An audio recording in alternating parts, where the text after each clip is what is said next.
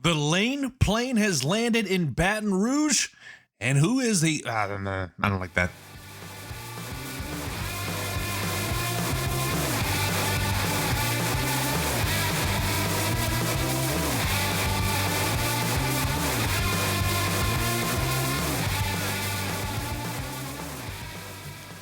The Lane plane has landed in Baton Rouge, and one name to watch as the Pelicans search for their next head coach. We're talking about that and so much more today on the Louisiana Lunch Hour podcast. And welcome everyone to a brand new edition of the Louisiana Lunch Hour podcast. Appreciate you listening in as always. If you haven't already, highly recommend that you subscribe today wherever you get your podcasts from, and also follow us on social media. Just search Louisiana Lunch Hour. You'll find us pretty doggone quickly. And it's a Talk to You Tuesday. We got a lot to get to on this one. And I'm going to start off with the biggest one of them all, and that is the Lane plane making its way to BR after a visit over to Gainesville. Ole Miss on the bye week, so Lane Kiffin is officially on the clock, and he is scouting out potential landing spots. Was recently sighted in Gainesville. Obviously, they played the Florida Gators. He spent a little extra time there, checked everything out.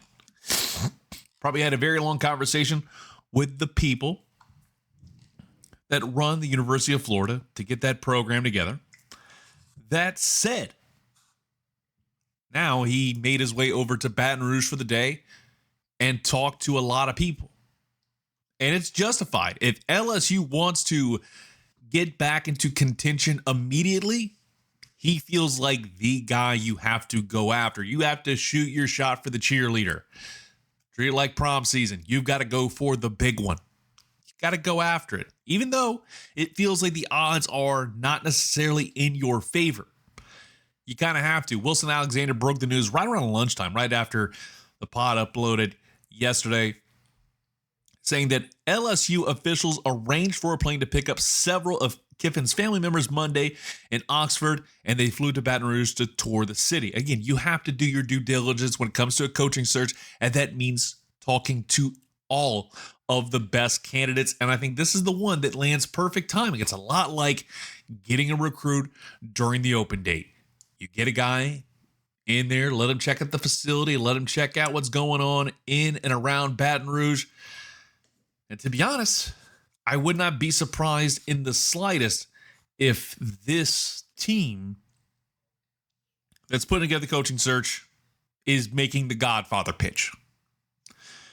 Because at the end of the day, I think you are putting all your chips at the table to get Lane Kiffin. I've said it on this pod recently and definitely got a lot of blowback on that a few weeks ago, saying I don't think Lane Kiffin goes over to LSU. But if you are running things at LSU, if you're Verge Osbury, you have to come out the gates firing, because you are now the athletic director. You're not under a 90-day probationary period. You're not an interim. You are the full-time guy that's going to lead this program into the next era. You don't want to look like, Scott Woodward, who did a great job as an AD, but not when it comes to the hiring of one Brian Kelly. Now, the biggest thing is you are going to be dealing with a bidding war that's going to be spun around by one Jimmy Sexton. There's no doubt in my mind that Jimmy Sexton will have his fingers in the pie when it comes to the Lane train and what happens next for him. And Ole Miss is going to pretty much speed up the decision-making process. According to some headlines that popped up on social media late this afternoon, namely from a noted big-name reporter, Stuart Mandel of The Athletic, saying Ole Miss has told Lane Kiffin he needs to decide by the Egg Bowl, which is November 28th, which is going to be the Black Friday game, which feels kind of weird because it always seems like it's been in the past a Thursday night action, having on a Friday night. Bold strategy, Cotton. We'll see if it pays off. But they want him to make his decision by the Egg Bowl, whether he's staying at Ole Miss or taking either the Florida or the LSU job. Again, Stuart Mandel, very good reputation. I'm going to take his what he's saying at face value, and I'm willing to say this is the direction he goes. He's either going to go to Florida, he's going to go to LSU, or he's going to stick around at Ole Miss. He's led this program to 10-win seasons, 2 of them for the first time in program history. Like in all the years Ole Miss has been around, they have not had a lot of great consistency. They had some moments in the mid-2010s, but now you have a model of consistency. Somehow, some way, this Ole Miss team, no matter who you put in at quarterback and all the other players that are around him, this team has gotten better. They have a shot right now at this point in time. And they're probably going to win against Mississippi State. Their odds of getting to the college football playoff are very, very, very high. At this point, it would be horrible to see him bail on this team as they go into the playoff. It would be horrible optics, and I guarantee you that's going to get people a little like hot under the collar in my mind. Again, everybody has their own opinion on what the Lane Train can do for them. But if I'm an LSU fan and I see him bail on his team and is basically forced to bounce out on his team going into the college football playoff, what does that mean for you when the shoe's on the other foot? Because it shows a lot like what's going on with a lot of football players nowadays. There's no true loyalty. It's like what Ted DiBiase used to say back in the 80s, everybody has a price. And I think we can all agree that's the way college football has been going over the last few years. And Jimmy Sexton will be playing this incredible game to get the maximum amount of money for his agent, as well as for him to get a significant cut. It's all about who's going to be forking over the most money to get him. And that's why I feel like in terms of the sweepstakes, I definitely would give the edge a lot more to the University of Florida. And I think it's more because their ties over to the Jumpman brand.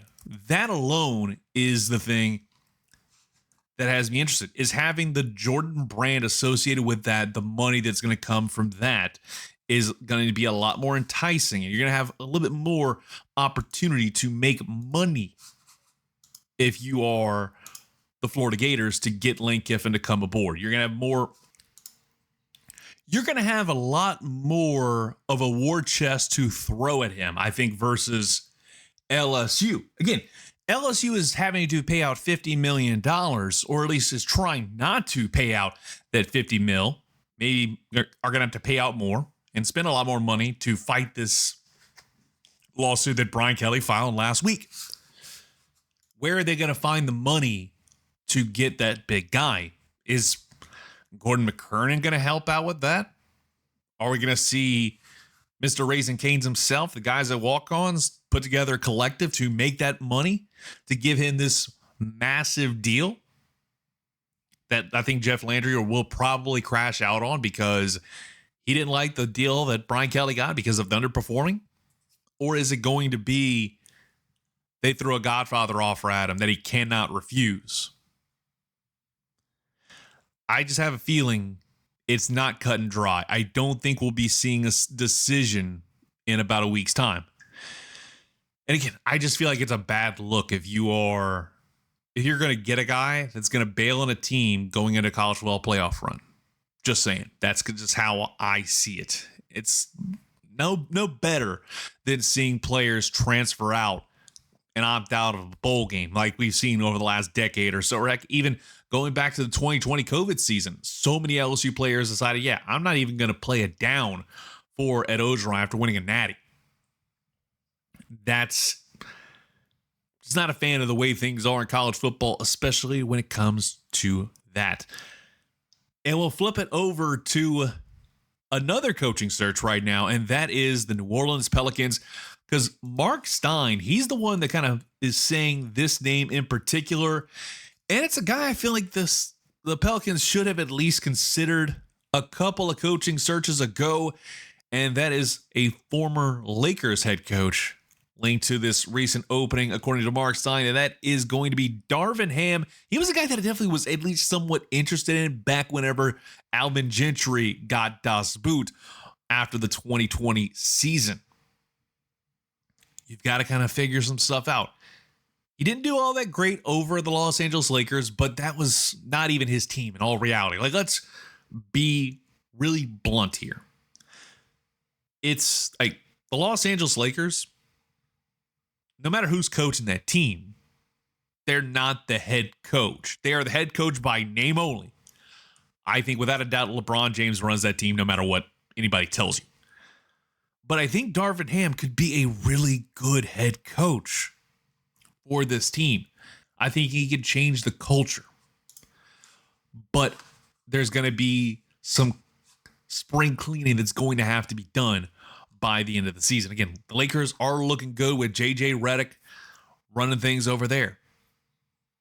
But again, I feel like that's more because you're seeing Luka Doncic perform well with him. You're seeing that entire team synergy come together versus kind of the up and downs that we saw with Darvin Ham running things. But again, I just firmly believe that this Pelicans team needs somebody that knows how to deal with megastars, dealing with LeBron James and the way he politics, especially with the Los Angeles Lakers, being able to get his son Bronny there, get Luka Doncic, and not having a complete investigation into the NBA. You know, again, I've always felt like the NBA has been rigged for the better part of 20 years because of LeBron James. He's been a good player, don't get me wrong, but I feel like everything starts to skew towards him, and that's where all the conversation lies. Everybody just cares about that. The other 29 teams, they mean squadouche. But seeing a guy like Darvin Ham, he's currently with the Milwaukee Bucks, could take over that job before the season's over because it feels like Doc Rivers is going to be out the door. But he is probably the one guy that I would say, hey, give a conversation to him. I think he could be a great selection, especially with the amount of money that some of the other top flight guys like Mike Malone or Taylor Jenkins are going to call. People may not like Darvin Ham, may not like the option, but I feel like it's not a half bad of a choice. I'd say if you have the opportunity, go get him there. I would love to see that before too long.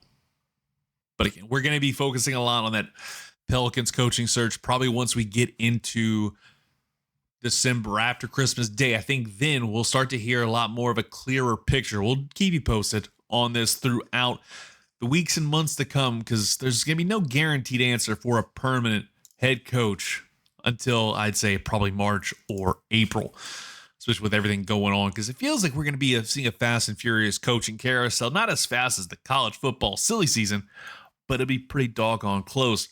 We'll wrap things up talking about what's going on with the New Orleans Saints and their opponent this Sunday, because Michael Penix likely done for the year. He left the game yesterday afternoon, an overtime loss to the Panthers with a apparent knee injury.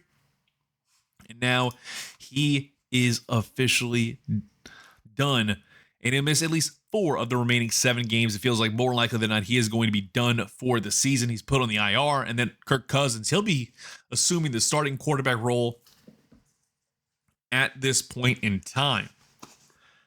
According to head coach Raheem Morris during a press conference on Monday, said, quote, Mike will go to IR. Don't have any further information on some of those types of things, but just putting out he'll go on the injured reserve. So that'll be at least 4 weeks. If anything comes up after that, obviously you got some second opinions, and there will be a bunch of different things that have to go on over the course of the next couple days and figure out what else that is. Now, my question is, does that work out to the benefit of the Saints, or does that hurt them? Because this is their Super Bowl. This is the Saints Super Bowl. We're just going to be honest. Because you are playing against a mediocre to bad Falcons team. And anytime you play the Falcons, I don't care if you are 0 and 10, or you are 0 and 16 heading into the final game of the season, I do not care what's on the line. This Saints team wants to put belt to behind on a team that is the Atlanta Falcons. There is no franchise more than the fan base hates. I know some of them hate the 49ers for reasons. Some people hate the Rams. Some people hate the Panthers. Some people hate the Bucks. But I think there's a very specific fan base. I'd say at least a 60% of the Saints fan base right now hates the Falcons more than any other. And if you were 2 and 15 at the end of the season, if 2 of those wins were against the Atlanta Falcons, you could care less about what else happens. And I think you'd have a better chance of winning against the Falcons without Michael Penix, because Penix hasn't necessarily been all that great for this team.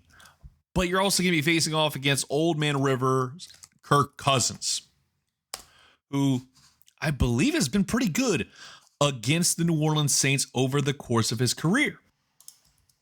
In fact, he has a 3-4 record against a Saints team, but he has, fun fact, won 2 of the last 3 games, including last year against the Saints, 26-24 in New Orleans.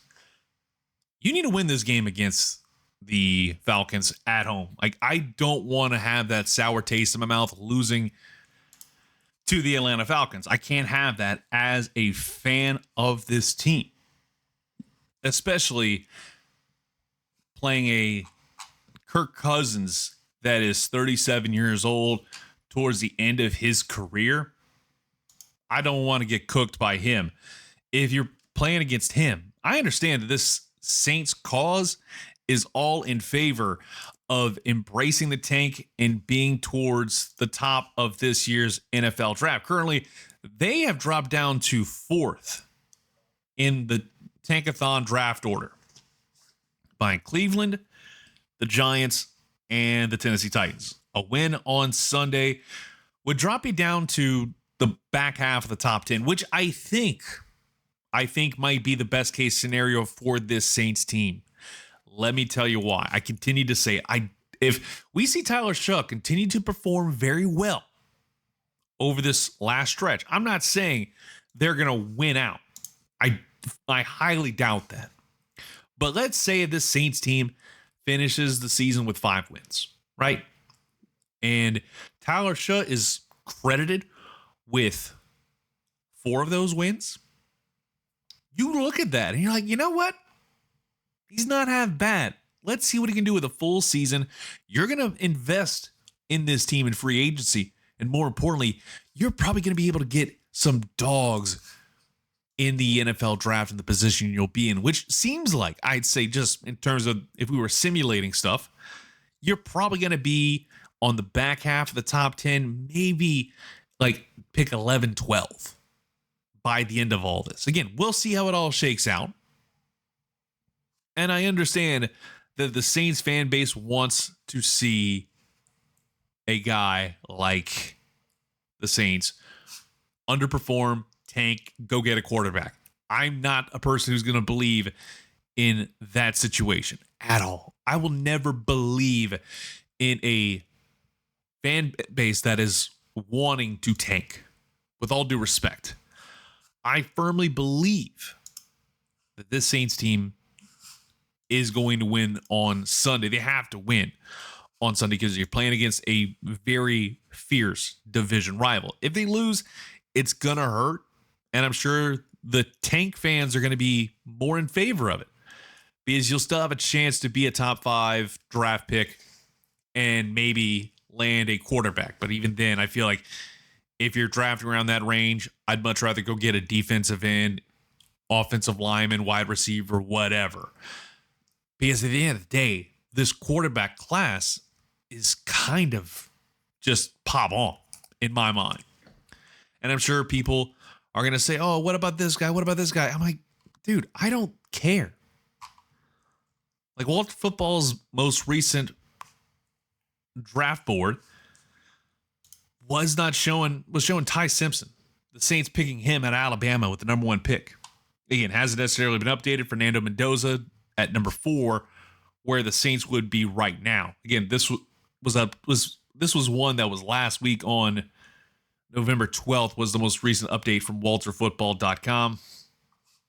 But there's just a lot that we're going to have to figure out in the weeks to come. And obviously, we're all going to be looking at the mock drafts once we get into the month of December. And we'll all start really focusing in and locking in. I'm just not sure that a quarterback, especially Alabama's quarterback, not a fan of that selection, to say the very least.